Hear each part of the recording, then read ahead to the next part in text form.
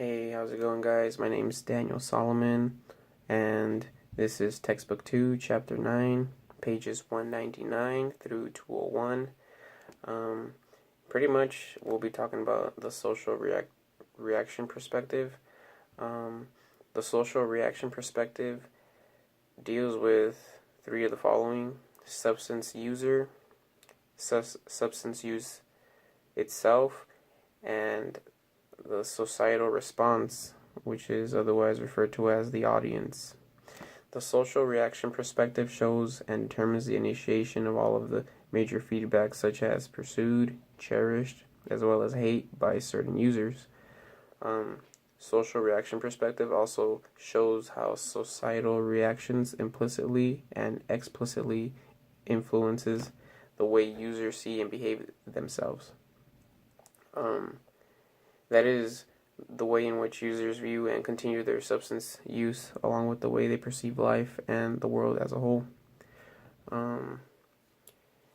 The social reaction perspective happens to trace its roots to some of the early ideas in social psychology. Charles Horton Cooley came up with the concept of looking glass, and that's pretty much just to sell.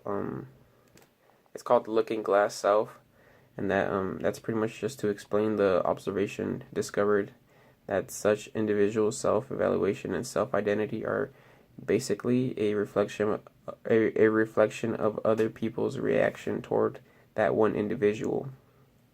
Robert Merton, he came up with the idea of self-fulfilling prophecy. According to Robert Merton, when members of a social group define a person or event in certain ways, they may so shape future activities and circumstances to give way to their anticipated and projected behaviors. Pretty much saying that when certain individuals define or even judge a person or an event, that just creates sort of like an atmosphere in which that person that is being perceived or judged starts to project certain behaviors or starts to act a certain way. According to the publication of Crime and Community by Frank Tannenbaum, that he represents the formal establishment of a social reaction perspective through the study of the societal treatment of offenders. Tannenbaum discovered a gradual shift from the specific acts of evil to a definition of the individual as evil. And back to Lemert's work, pretty much, according to Lemert's work, the labeling or social reaction perspective is used for a wide range of issues in crime, as well as deviance and criminal justice.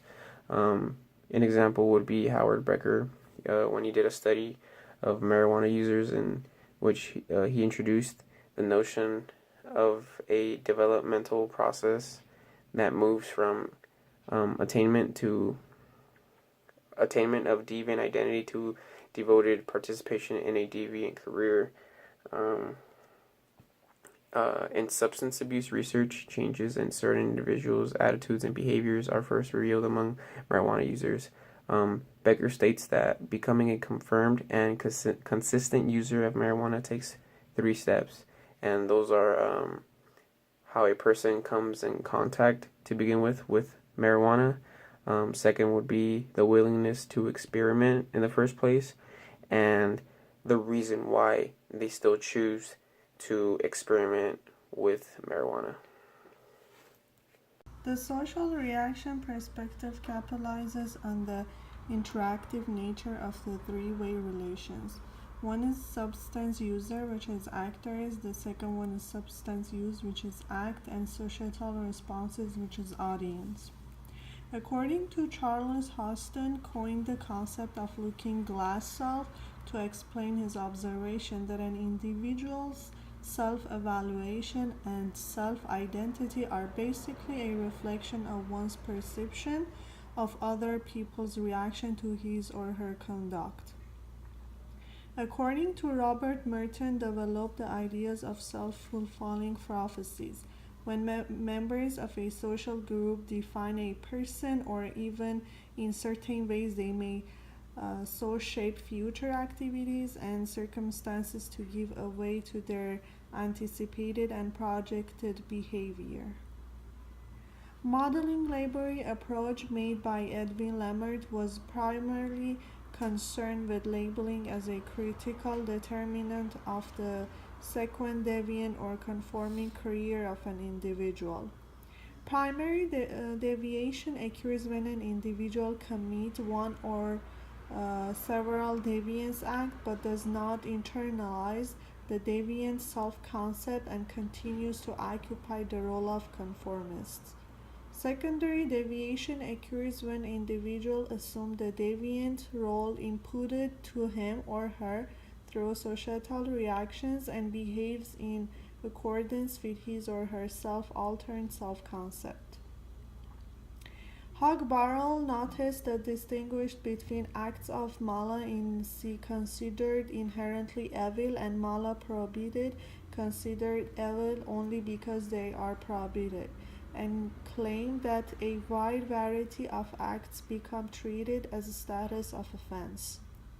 According to David Ward and Charles Teitel point out that sanctioning and labeling of norm violators significantly affects likelihood that an offender will develop a deviant identity, and that such identity significantly affect the likelihood of recidivism.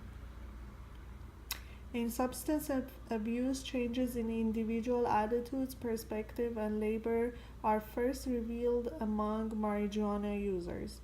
Use of LSD or heroin seems more heinous than the use of marijuana in the public and official view. Jerry Manis established a model that explains rehabilitative success as a function of de-labeling the heroin addict and the labeling him or her as a methadone patient. Formal social control. Genescaff societies characterized by large populations, a complex division in labor, secondary relationships, and formal social control. Petty crime is sometimes accepted in smaller rural areas. Schools, police, and courts are agents of social control. Varying degrees of formal punishment, suspension, and expulsion are ways in which schools officials can negatively sanction students' undesirable behavior. The police can also utilize both informal and formal techniques of control. Social control mechanisms such as gossip and ridicule come from neighbors. Juvenile probation. The most widely used method of formal social control for juveniles in the United States is probation. Probation is a form of supervised release in which the juvenile identified as a delinquent is allowed to remain free from institutionalization, but must adhere to a strict set of guidelines imposed by the courts. The youth is required to report to probation officer on regular dates. John Augustus of Boston in 1841 created probation. Probation is assumed to provide outer constraint for the juvenile while helping to resocialize the youth in a new set of values. Probation combines both punitive and rehabilitative aspects of juvenile corrections. Shock probation involves a short stay in the prison to shock the youth straight. My name is Anaycha Nazarian, and I am going to talk about theoretical image. In the human interactions, nothing remains what it originally is, and everything changes because of various forces around its origin, nature, social reactions, self-perception, and status. Substances are determined by their chemical structure, pharmaceutical properties, and physiological functions. Poisons are poisons. They cannot be used as food. Stimulants are stimulants. They cannot be called depressants. The general categorization substances are to a large extent defined by cultural, social, and historical forces. Although a substance does not change itself when it is negatively or positively identified, the labeling process works similarly as people use its social identification. Theoretical components. The social reaction perspective studies how social factors shape and reshape attitudes and behaviors by individuals. In substance use and abuse in relation to deviance and crime, interactions are epitomized in the following processes: labeling, delabeling, and relabeling. Labeling, defined as the attribution of an identifying label to an actor represented both in the beginning and the end of the social individual interaction process. Places, these individuals place labels into a specific mental and behavioral framework in which he or she perceives himself or herself. They fashion social participation in accordance with the social expectations transmitted. Labeling and be made in effect not only by other people in society but also by substance users themselves. Under the classic labeling theory, labels are first applied to the subjects who have been identified as offenders or law violators by society. Then they internalize the identity as labeled and act accordingly. Self-labeling may provide a more powerful source of influence for identity acquisition, confirmation, and modification. Labeling may be carried on by a family member from parents to children, creating a genealogical tradition of use for one, two, or several substances. Labeling can be transmitted through peers as well. Hey, this is Emerson. I'll be doing chapter 9 on social reaction perspective on textbook 2, and I'll doing my part for the chapter. So we're talking about delabeling, and it's the opposite of labeling, which is clearing their label. In a social perspective, takes off the labels from users after being evaluated to abstinence or recovery.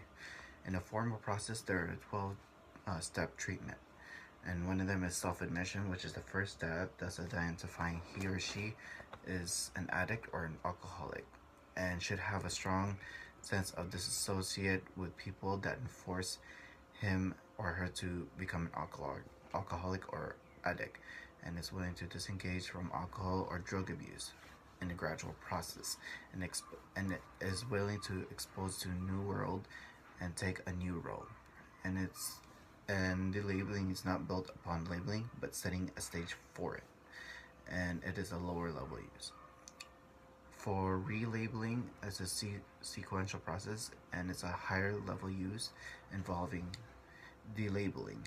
And a new label is the aforementioned process, which is a recovered addict, non-user, or abstainer, and is achieved on higher status. So the definition of relabeling is restoration of previous possessed or experienced fame or status. Succeeds quitting abstinent substance use, coming back from a forgotten normal self, and resuming normal status as non-user. And sometimes they experience ups and downs as a long-term effect, and they experience also withdrawals where they were once marijuana and they come back to take it again, and they sometimes abuse it from clinical treatment or prescription, and they even go to street drugs and get light drinks. And overall perception, there's a mental process reflect on labeling, translates to feelings, manifest changes in identity and governing behavior. The primary substance use is the initial act triggered through social reaction or formal labels, and which is also a progression versus regressive consequences. The perception and how perceives or he formally labels sees different ways he is, views, thus applying to himself, promptly changing an identity, accepting the label, sees himself as use it to feed his or her own behavior. And the third party refers to views and feelings towards a label, and so labeled by his or her surroundings. And that's it for my part. Thank you so much. Labeling theory focuses on self-perception. Self-perception is when someone views themselves after they've been officially labeled. There are two kinds of perceptions. There are third-party perceptions where your family, friends, and peers judge you, and then there's also collective perception where you're put into a group that may be considered drug abusers, but sometimes it's really not. Sometimes marijuana users don't take the label such as serious because it's not a serious thing. But sometimes when you're put into a collective group, they make it seem more than it is. Primary substance abusers are people who use drugs before they're labeled as a drug user, and then we have secondary substance users who are basically just continuing using drugs after they've been labeled it. Hi, my name is Steven Sakis. I'm doing page 211 and 213, the theoretical applications. The central question raised by social reaction perspective is what role and how significantly does social reaction play in the initiation, escalation, habitation, or termination of an individual substance use? When the government condemns drug users as defining as morally decaying rebels or addicts, the mass media, liberal critics, and the entertainment industry can be substance users as innovating or courageous adventurers. The questions one asks why someone is a substance user is, why do they engage in substance use? Were they labeled as dropouts, delinquents, or losers when they were at a younger age? Once they acquire the labels of users, does it change their realities of things around them? And once they initially internalize a user's label, do users stabilize in the state designed by the label? Substance and substance users are classified into different categories and given labels of different meanings. Makes them to be studied in a different perspective. A substance is an object. It itself does not have any self-conscious to perceive a label assigned to it to change what it is in subsequent interactions with human subjects. If it is labeled by human subjects, it was subsequently receive different evaluations and treatments from them. At the macro level, the society, generation, or era is both the object and subject in labeling substance. Object as having certain attributes, it does not directly take on the attributes and act accordingly. Subject, because it includes self-conscious humans, subjects within itself. Hi everyone, this is Dongyi Tiffany. I'm from the textbook 2, chapter 9. I'm doing the page from 214 to 215, social reaction perspective. So social reaction theory, or you can call it the labeling theory, is focused on the linguistic tendency of the majority group to negatively label minority group of those things as deviant from norms. Social reaction theory or labeling theory is concerned with how the self-defined identity and the behavior of individuals may be determined or influenced by the terms used to describe or classify them, and is associated with the concept of self-fulfilling prophecy and stereotype. Social reaction approach distinguish between the primary deviance, where individuals do not see themselves as a deviant, or the secondary deviance, which involves acceptance of deviant status. Primary deviance arise from a wide variety of reasons, such as biological, psychological, and sociology. Secondary deviance become a means of defense, attack, and adaptation to the problems caused by the social reaction to primary deviant behavior. Social reaction theory claims that the process of defining suppressing the deviance is important to social solidarity. When a risk behavior is marked for prevention, it may solidify as an act of courage, bravery, rebellion, or other worth in eyes of risk takers, calling for more effort from prevention. So when a risk taker is identified, he or she may take on an identity and act not only accordingly, but also in a more outstanding manner. So we might not be able to identify who the risk takers are from time to time. So medical intervention requires an accurate diagnosis of symptoms. These are individuals who require help for substance abuse and other forms of abuse, and intake of the substance henceforth. So when it is determined to result from the intake of the substance, it may be externalized as a material condition by the symptom bearer. So it is caused by the substance. I have no control over it, as an example. When a substance user of a specific syndrome is identified as a drug addict or a dependent user, he or she may use the diagnosis as an excuse to retreat from productive life into the world of the sole diagnosed identity. So, similar to prevention, medical intervention can harden its target and make itself a continuing or ever-challenging pursuit for its own sake. With recognition of the possible counter effect of the respective effort, prevention and medical intervention can improve themselves in the following key aspects. So first, problem identification, symptom diagnosis, and label assignment should be strictly based upon facts and scientific evidence.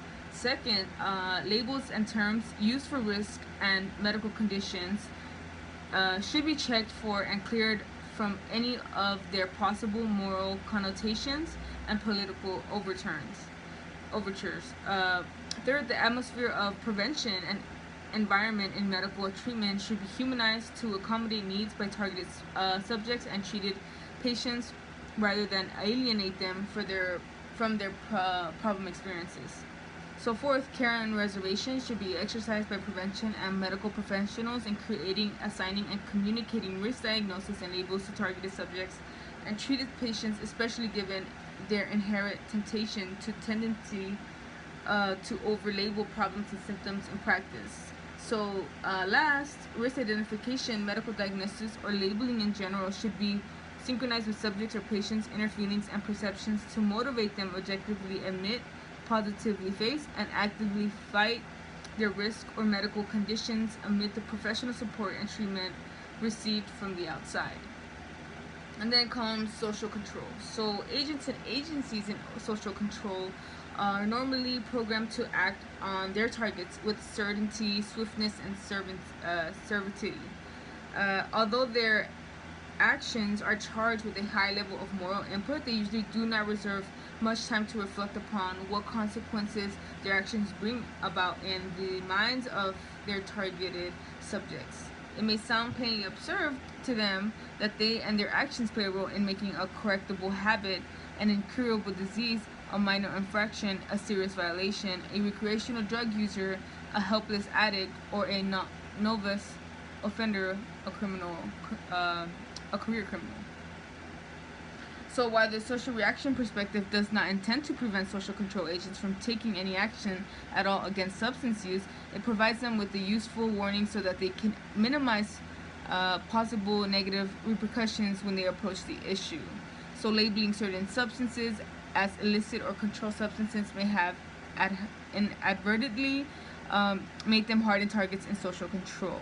And then second, defining certain substances used as illegal violations may have overextended the reach of social control in the area of substance use.